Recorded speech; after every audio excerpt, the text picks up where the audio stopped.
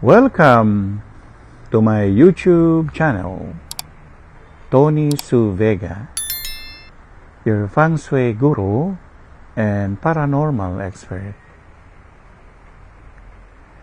Today is Friday, the 6th of October 2023, and it is the day of the Rooster. Best colors to use and wear: green, dark shades of green.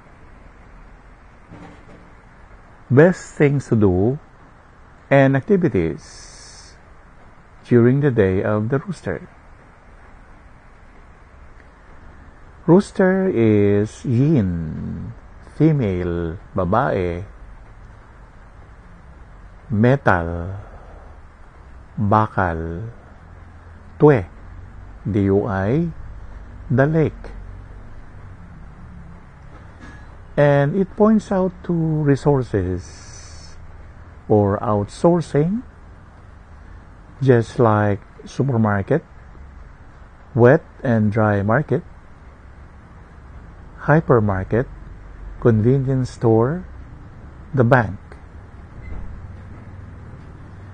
And this form is only occupied by the Rooster. So if we see young girls, 0 age to around 23, you are now seeing not only a Rooster form but also a twe form, DUI, the metal form, yin, metal. Hence, it happens na ang lahat ng mga bagay-bagay sa mundong ito ay may katawagan at may istorya bawat isa. Minsan, pinipilit natin na mag-English, pero kasi may mga audience din tayo na hindi marunong mag-Tagalog. So, pipilitin ko ang sarili ko na magsalita ng Taglish.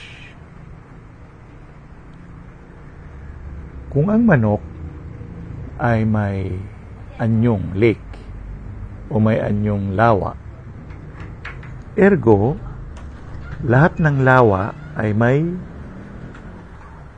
karulugaran. Dahil dun sa lawang yun, nanggagaling ang tubig, nanggagaling ang mga isda, nanggagaling ang pwede nilang ipanluto. Kaya nga, sa Europa, lalo na yung tinatawag nilang fjord, yun ay isang uri ng lake. At sa Metro Manila, marami ring lake o halos walang lake. Yung pinaka-lake na malapit sa atin, yung lawa ng Tagaytay o ng Taal. Kung hindi, yung lawa ng Bai o tinatawag nilang Laguna de Bai. Sa madalit salita, kapag nakakita ka ng lake form, yon ay nagtutukoy sa tandang o sa manok.